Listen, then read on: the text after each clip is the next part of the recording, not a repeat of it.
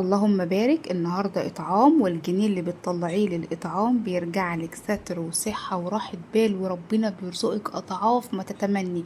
اوعي تفكري ان انت لما تطلعي إطعام كده ان فلوسك هتخلص، بالعكس ربنا هيكرمك وهيزيدك.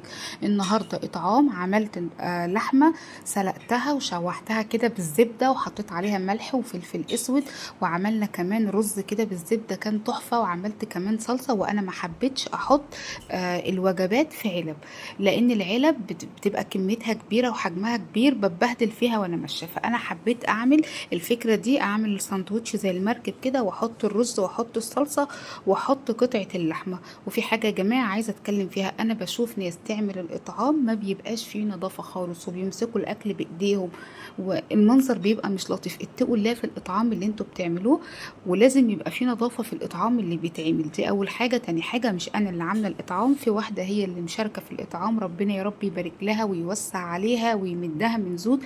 ورافضه نقول هي مين او منين او نقول اي حاجه عنها، هي مش حابه حد يعرف هي من. ربنا يا رب يوسع عليها ويديمها علينا نعمة، ويسخر لنا ولاد الحلال، ونفضل نعمل الإطعام كل اسبوع. وانا النهارده عملت الاطعام وطلعته على المغرب، لان انتوا عارفين احنا في 10 ايام ذو الحجه، كل سنه وانتم طيبين، فالناس بتبقى صايمه في التوقيت ده. انا طلعتها وقت الفطار للناس اللي كانت صايمه. وكل سنة وانتم طيبين، واللي يقدر على حاجة يعملها. ويا ريت يا جماعة لما نعمل الإطعام، لو هنعمل لحمة أو فراخ، نخلي القطعة مناسبة وحجمها يكون كويس، لأن أنا بشوف ناس تعمل إطعام بيحطوا حتة لحمة صغيرة ما بتبقاش حلوة يعني.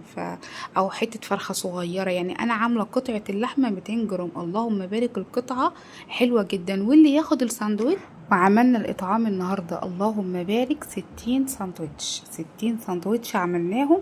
اللهم بارك، الإطعام كان حلو جدا. وكده احنا وصلنا لنهاية الفيديو. لو عجبكم بقى الفيديو بالله عليكم لايك وشير ودعوة حلوة للي مشاركة معانا في الإطعام، ربنا يا رب يوسع عليها ويمدها من زود. وكل سنة وانتم طيبين، وعقبال كل أسبوع يا رب.